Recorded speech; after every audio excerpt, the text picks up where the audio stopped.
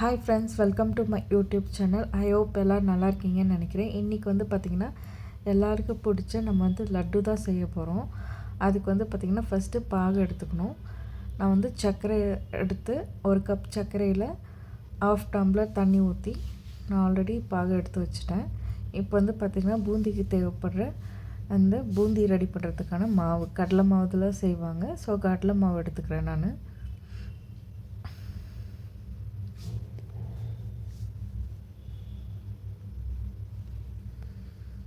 அதில் பார்த்திங்கன்னா உப்பு, அப்புறம் பார்த்திங்கன்னா பேக்கிங் சோடா இருக்குது இல்லைங்களா, அது கொஞ்சோண்டு ஆட் பண்ணிக்கிறேன்.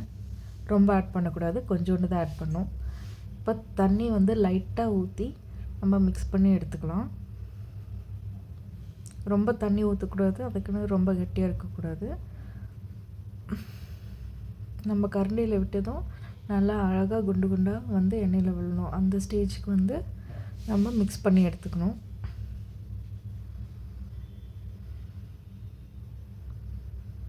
நல்லா மிக்ஸ் பண்ணி விட்டுடலாம்.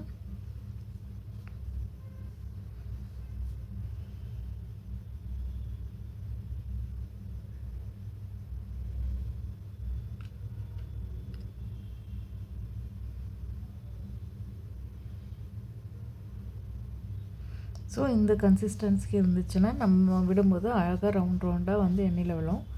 நான் இதுலேயே பார்த்திங்கன்னா கொஞ்சோண்டு ஃபுட் கலர் எடுத்திருக்கேன். நான் சக்கரை பாகு சொன்னோம் இல்லையா, அந்த சக்கரை பாகுலையும் லைட்டாக ஃபுட் கலர் ஆட் பண்ணி அண்ட் ஆல்சோ பார்த்திங்கன்னா 2 ஏலக்காய் இடித்து சேர்த்துருக்கேன். இப்போது எண்ணெய் ஆட் பண்ணிக்கலாம்.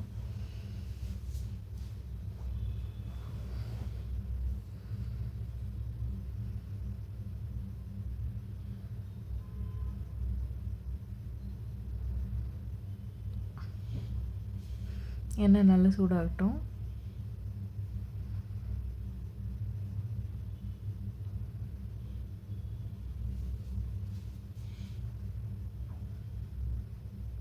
இப்போது எண்ணெய் சூடாகிடுச்சு. இப்போ நம்ம பூந்தி போட ஸ்டார்ட் பண்ணிடலாம்.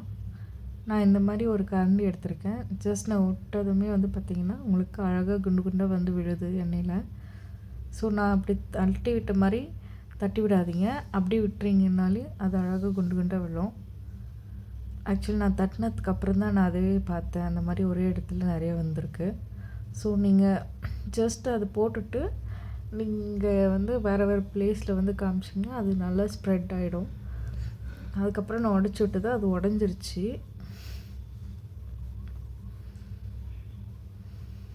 ஸோ நீங்கள் அடுப்பும் பார்த்திங்கன்னா மீடியம் ஸ்பீட்லேயே வச்சு நீங்கள் இது பண்ணி எடுத்துக்கோங்க. ஹை ஃப்ளேமில் வச்சிங்கன்னா நம்ம போட்டு எடுக்கிறதுக்குள்ளே தீஞ்ச மாதிரி ஆகிடும், டேஸ்ட்டும் டிஃபர் ஆகிடும்.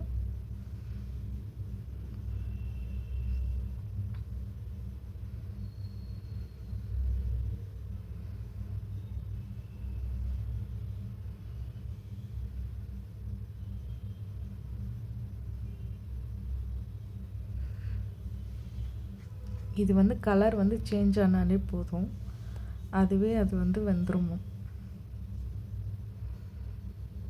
ஸோ நம்ம எடுக்கும்போது அந்த ஒரு மாதிரி சத்தம் வரும், ஒன்றோடு ஒட்டாமல் அது வெந்த மாதிரி. ஸோ அந்த கலர் சத்தம் வந்ததுமே நம்ம எடுத்துடணும்.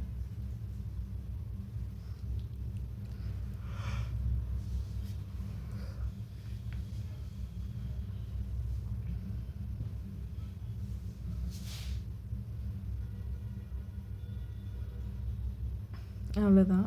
இந்த மாதிரி போட்டு நல்லா வச்சு எடுத்துக்கோங்க. இதுவே பார்த்திங்கன்னா ஒரு 10 லட்டுக்கு வர மாதிரி வரும் குவான்டிட்டி எடுத்திருக்கேன் நான்.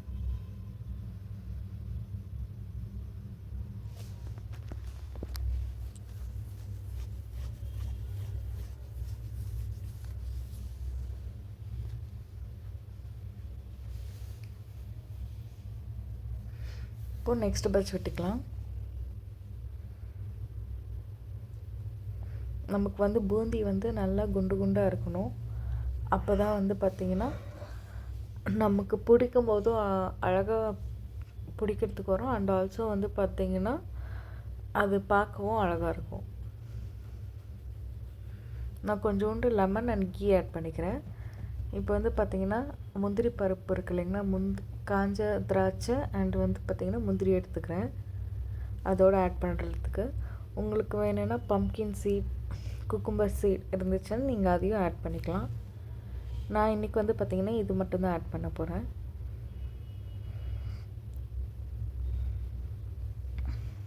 இப்போ முந்திரி போட்டுக்கலாம். இப்போது இது நல்லா ரோஸ்ட் ஆகட்டும் கீழ.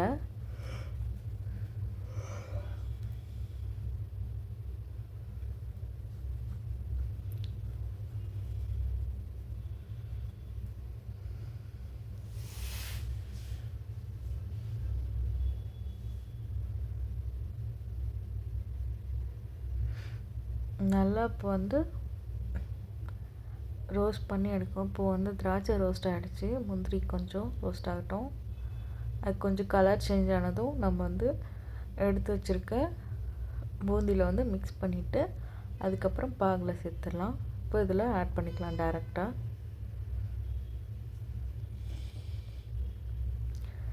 இப்போ எடுத்து வச்சுருக்க பாகில் வந்து இதெல்லாம் ஆட் பண்ணிக்கலாம்.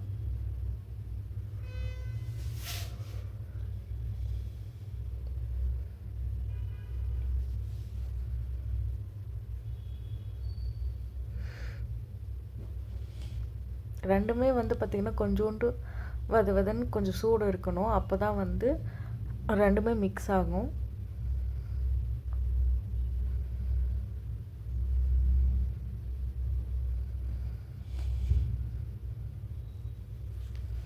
இப்போது நல்லா மிக்ஸ் பண்ணி வச்சுட்டு கொஞ்ச நேரம் பாகோட நம்ம செஞ்சு வச்சுருக்க பூந்தி கொஞ்ச நேரம் ஊறட்டும்.